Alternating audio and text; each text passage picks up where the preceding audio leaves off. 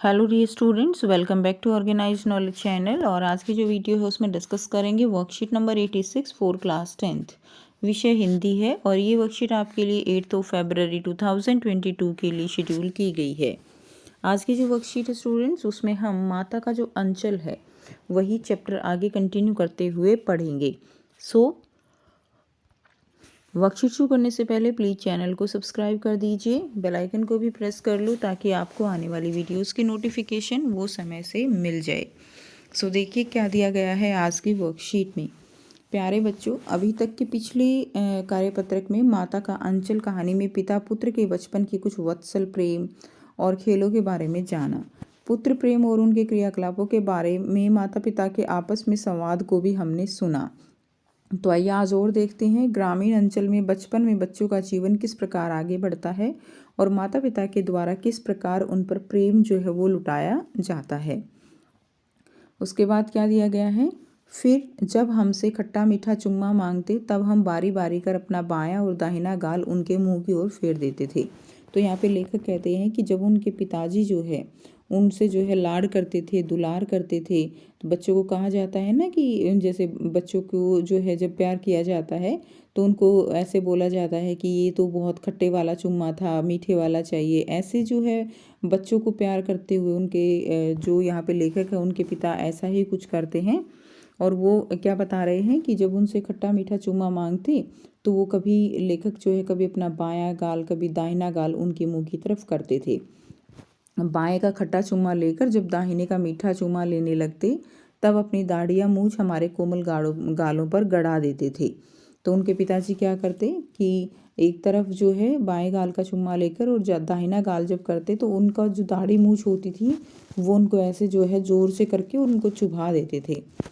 हम झुंझलाकर फिर उनकी मूछें नोचने लग जाते थे। इससे जो लेखक हैं वो क्या हो जाते, वो गुस्सा हो जाते, ठीक है, दिखावटीपन में, और उनकी मूछें जो है वो पकड़ के खींचने लगते थे। इस पर वह बनावटी रोने लगते और हम अलग खड़े खड़े खिलखिलाकर हंसने लग जाते थे। तो जब वो उनकी मूछें ऐसे नोचने लगते थे तो वो क्या करते थे, वो जो है बनावटी रोने लगते थे, यानी एक तरह से रोने की एक्टिंग कर रहे होते थे और हम भी जो है साथ में खड़े खड़े खिलखिलाकर हंसने लग जाते थे।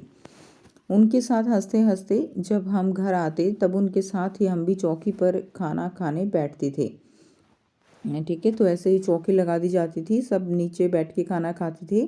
तो खाना खाने बैठते और वह अपने ही हाथ से फूल के एक कटोरे में गोरस और भात सान कर खिलाते थे। तो जो उनके पिताजी हैं वो फूल का यानी कटोरे के ऊपर क्या बना हुआ होता था, फूल। बच्चे जो है ना इस तरह फूल बने हुए हैं, पत्तियां बनी हुई हैं, ऐसी चीज़ों को देख के बहुत खुश होते हैं। तो फूल का ही कटोरा जो है उसके अंदर गोरस क्या होता है, गोरस होता है गाय का दूध, और भात होता है जो उबले हुए मीठे चावल होते हैं, उनको भात कहती हैं। तो वो जो लेखक है वो क्या करते थे, दूध और जो चावल है उनको सान कर मतलब होता है उनको अच्छे से मिलाकर उनको खिलाते थे।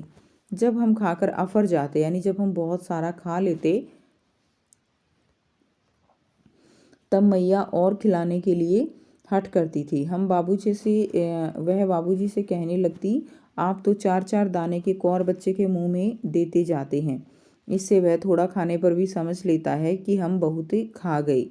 आप खिलाने का ढंग नहीं जानते, बच्चों को मुंह भर कौर खिलाना चाहिए। तो वो क्या कहती थी कि तुम जो इतना थोड़ा थोड़ा खिलाते हो, इससे वह थोड़ा खाने पर भी ये समझ लेता है कि जैसे बहुत ज़्यादा खा लिया हो। आपको खिलाना ही नहीं आता, आपको मुंह भर निवाले खिलाने चाहिए। कौर का मतलब क्या होता है, निवाला, ग्रास जो होता है जैसे, ठीक है, कि मुंह भर जो है नहीं बड़े बड़े जो है निवाला खिलाना चाहिए। उसके बाद जब खाएगा बड़े बड़े कौर तब पाएगा दुनिया में ठोर, यानी जब यह बड़े बड़े कौर बड़े बड़े निवाले खाएगा तभी जो है ये बड़ा होगा और दुनिया में इसको कोई ठिकाना मिलेगा। यानी कहने का मतलब यहाँ पे क्या है कि जितने बड़े निवाले खाएगा उतना जल्दी ये बड़ा होगा। देखिए मैं खिलाती हूँ, और इस तरह से वो जो है उनकी माता उनको खिलाने लगती। मर्दुए क्या जाने बच्चों को कैसे खिलाना चाहिए। मर्दुए यानी यहाँ पे मर्द लोग जो हैं, यानी पुरुष लोगों को नहीं पता कि बच्चों को कैसे खिलाना चाहिए। और महतारी के हाथ से खाने पर बच्चों का पेट भी भरता है। महतारी यानी माता के हाथ से खाने पर बच्चों का पेट जो है वो भी क्या होता है, वो भी भरता है। आइए करके सीखें। अब यहाँ पे आपको 5 क्वेश्चन दिए गए हैं, साथ में एक गतिविधि है।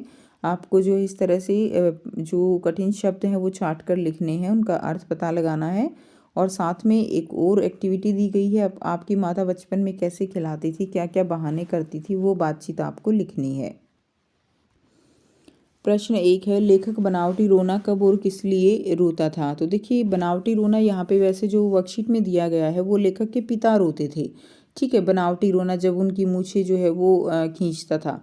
लेकिन उसी के अब आपसे पूछा गया है कि लेखक जो है वो बनावटी रोना कब और किस लिए रोता था।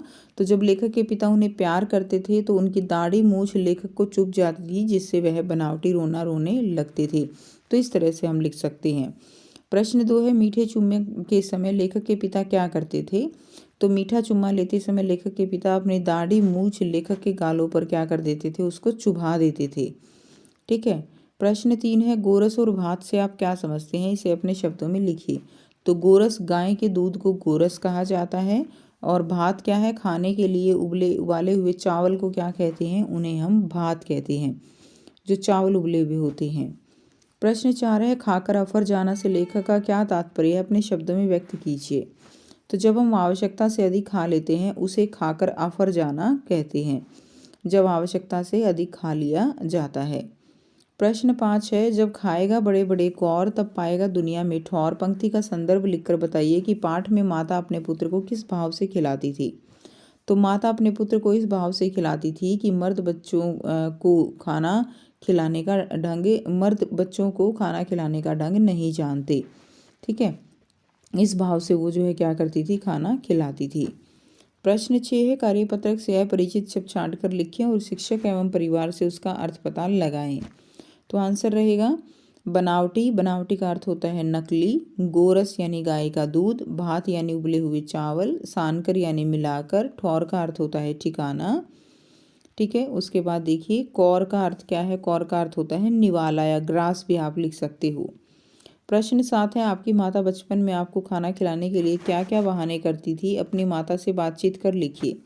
तो हमारी माँ हमें बचपन में खाना खिलाने के लिए कहती थी कि खाना खाओगे तो तुम्हारी जो है चोटी बड़ी हो जाएगी और तुम ताकतवर हो जाओगे। यहाँ पे चोटी कर लेंगे, तुम्हारी चोटी बड़ी हो जाएगी और तुम बहुत ताकतवर हो जाओगे। ऐसी जो है जो माता पिता हैं वो कुछ इस तरह से ही बोल के बच्चों को खाना खिलाते हैं। ठीक है, तो ये थी आपकी आज की हिंदी की वर्कशीट। आई होप सभी बच्चों को क्लियर है। कोई भी डाउट है तो पूछ सकते हो। अगर वीडियो अच्छी लगी तो वीडियो को ज़रूर से लाइक कीजिए, शेयर कीजिए और चैनल को सब्सक्राइब कीजिए। Thanks for watching. Have a nice day.